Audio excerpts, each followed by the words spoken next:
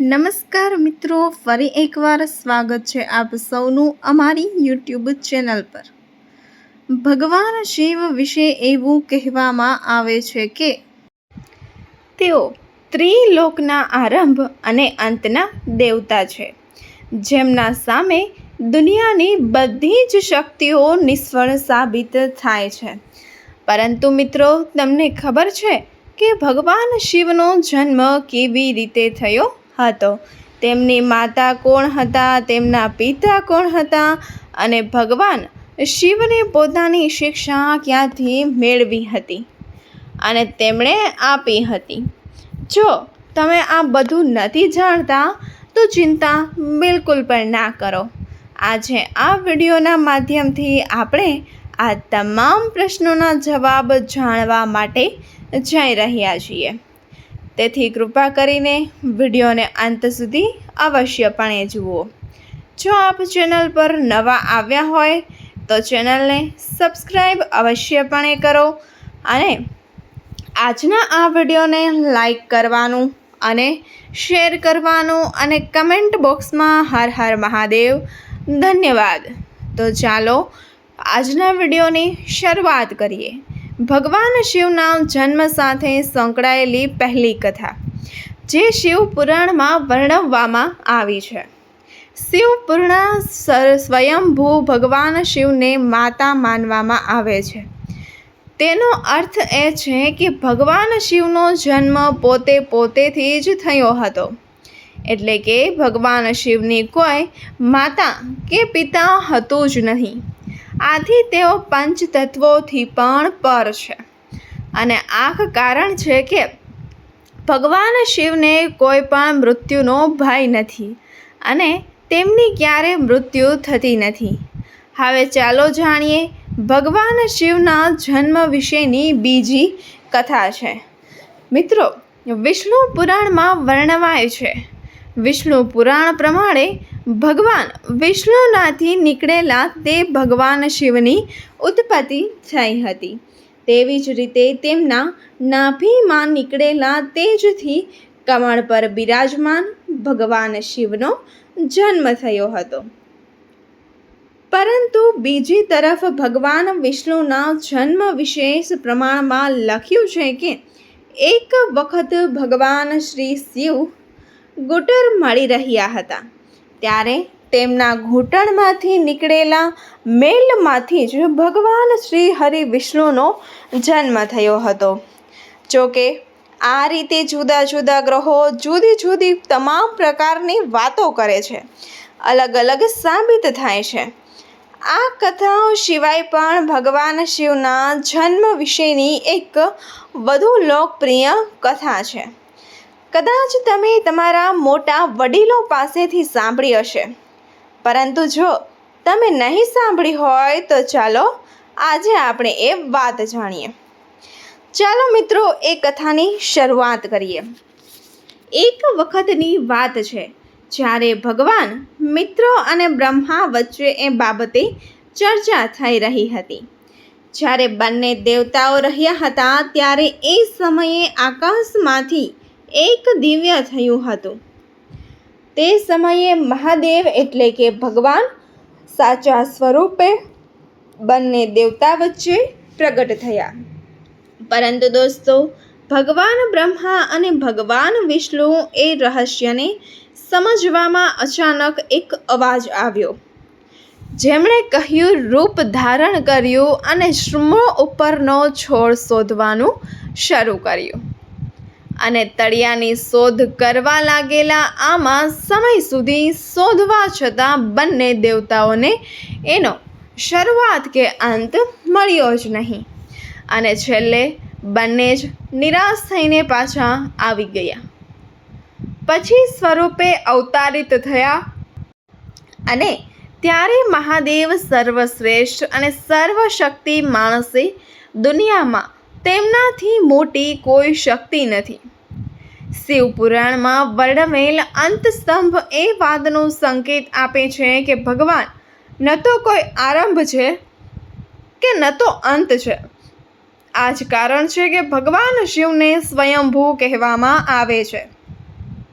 એટલે કે પોતે જ અવતાર લેનાર તેઓ અનાદિ અને અનંત છે, અમર છે. હવે ચાલો જાણીએ ભગવાન શિવ સાથે સંકળાયેલ એક વધુ જાણીતી વાત. તો મિત્રો, ભગવાન બ્રહ્મા અને ભગવાન શિવના પિતા છે. મિત્રો, એવું માનવામાં આવે છે, તો ચાલો એ જાણીએ કે કેવી રીતે શિવે બ્રહ્માપુત્ર તરીકે જન્મ લીધો હતો. આ પાછળ એક પૌરાણિક કથા છે, જેમ વિષ્ણુ પુરાણમાં વર્ણવાયેલી છે. તેના અનુસાર જ્યારે આખું બ્રહ્માંડ, ધરતી, આકાશ અને પાતાળ બધું જલમગ્ન હતું, એટલે કે પાણીમાં ડૂબેલું હતું, ત્યારે ભગવાન શ્રી હરિ વિષ્ણુ સિવાય બીજા કોઈ છે કે દેવતાનું અસ્તિત્વ નહોતું. એ વખતે માત્ર શ્રી વિષ્ણુજીના શેષના પરિસ્થિતિમાં જળ પર વિહળતા હતા. પછી તેમની નાભીમાંથી કમળની દાંડી ઉપર બ્રહ્માજી પ્રગટ થયા. ત્યારબાદ જ્યારે ભગવાન વિષ્ણુ અને બ્રહ્માજી બ્રહ્માંડ વિશે ચર્ચા કરતા હતા, ત્યારે ભગવાન ત્યાં પ્રગટ થયા. પરંતુ બ્રહ્માજીની શક્તિ બ્રહ્માણીએ તેમને ઓળખવાનો અધિકાર પણ કર્યો હતો. આ કારણે ભગવાન શિવ દુઃખી અને ખૂબ જ ક્રોધિત થઈ ગયા હતા.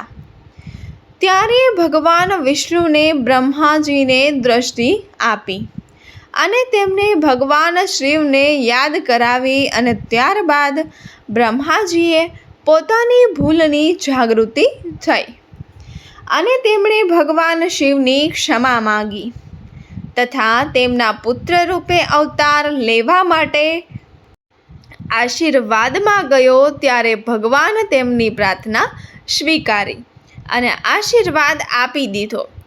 પણ પછી જ્યારે બ્રહ્માજીએ સૃષ્ટિ રચવાનું શરૂ કર્યું, ત્યારે તેમને એક બાળકની જરૂર પડે. એ સમયે તેમને ભગવાન શિવનો જન્મ આપેલો આશીર્વાદ યાદ આવ્યો. તેથી બ્રહ્માજીએ ઘોર તપ કર્યું અને તેના પરિણામ રૂપે ભગવાન છે એક રડતા બાળક રૂપે તેમની ગોદમાં પ્રગટ થયા. મિત્રો, તમને એ પણ જણાવી દઈએ કે આ ભગવાન શિવનું એકમાત્ર બાળ રૂપ છે. જ્યારે બ્રહ્માજીએ તેમના રડવાનું કારણ પૂછ્યું, ત્યારે તેમણે કહ્યું કે તેમનું કોઈ નામ નથી. પછી બ્રહ્માજીએ તેમનું નામ રુદ્ર રાખ્યું. તેનો અર્થ પણ મિત્રો એવું થાય છે કે રડનારો. પરંતુ છતાં પણ ભગવાન શિવ શાંત થયા નહીં. આજે બ્રહ્માજીએ તેમનું બીજું નામ પણ આપ્યું. તે નામ પણ ભગવાન શિવને પસંદ ન આવ્યું અને તેઓ હજુ પણ રડતા રહ્યા. આ રીતે ભગવાન છેને શાંત કરવા માટે બ્રહ્માજીએ તેમને કુલ 108 નામ આપ્યા છે.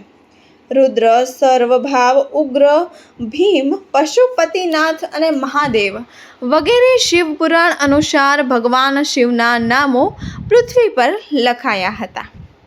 હવે આવે છે વાતો શ્રીમદ દેવી ભાગવત મહાપુરાણની. તેમાં પણ ભગવાન શિવના માતા પિતા વિશે ઉલ્લેખ છે. આ પુરાણ અનુસાર એક વખત ભગવાન નાર જોઈએ. તેમના પિતા ભગવાન બ્રહ્માજીને પણ એવું પૂછ્યું કે સૃષ્ટિનું સર્જન કોણે કર્યું. સાથે જ કહ્યું કે ભગવાન વિષ્ણુ, ભગવાન શિવ અને તમારા માતા પિતા કોણ છે. ત્યારે બ્રહ્માજીએ નારદજીને ત્રિદેવના જન્મ વિશે જે કહ્યું છે તે ખરેખર ચોંકાવનારી વાત હતી. તેમણે કહ્યું કે દેવીઓમાં શ્રેષ્ઠ એવી દુર્ગા અને દિવસ સ્વરૂપે બ્રહ્માના યોગથી બ્રહ્મા, વિષ્ણુ અને મહેશનો મિત્રો જન્મ થયો. એટલે કે પ્રકૃતિ સ્વરૂપ દેવી માતા દુર્ગા ત્રણેતી દેવીઓ માતા છે અને કલ સ્વરૂપ ત્રણેયના પિતાશય. આ ઉપરાંત શ્રીમદ દેવી ભાગવત મહાપુરાણમાં પણ ભગવાન શ્રી હરિ વિષ્ણુ અને બ્રહ્મદેવ વચ્ચે થયેલા ઝઘડાઓ વિશે પણ મિત્રો ઉલ્લેખ કરવામાં આવ્યો છે. આથી એક કથા મળે છે, જેના અનુસાર એકવાર શ્રી બ્રહ્માજી અને વિષ્ણુજી વચ્ચે વિવાદ થયો હતો.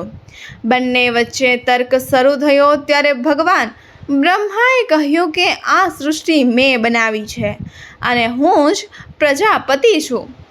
જેના જવાબમાં ભગવાન શ્રી હરિ વિષ્ણુએ કહ્યું, હું તમારો પિતા છું, કારણ કે તમે મારી નાભીમાંથી ઉગેલા કમળમાંથી જન્મ્યા છો. તો મિત્રો, આ રીતે વિવાદ ધીમે ધીમે આગળ વધતો જ ગયો. દોસ્તો, ત્યારબાદ બંનેનો ઝઘડો સાંભળીને સદાશ એવું ત્યાં પહોંચ્યા અને તેમણે કહ્યું, પુત્રો, મેં તમને આ સંસારની રચના અને તેના સંચાલન માટે માત્ર 2 કામ આપ્યા છે. તે જ રીતે મેં શંકર અને રુદ્રને સંહાર અને શિરોગતિ માટે નિયુક્ત કરી આપશે. આગળ કહ્યું, મારા કુલ 5 મુખ છે. પ્રથમ મુખમાંથી આકાર, બીજા મુખમાંથી પુકાર, ત્રીજા મુખમાંથી મુખર, ચોથા મુખમાંથી બિંદુ અને 5મા મુખમાંથી નાદ એટલે કે ધ્વનિ પ્રગટ થઈ શકે છે.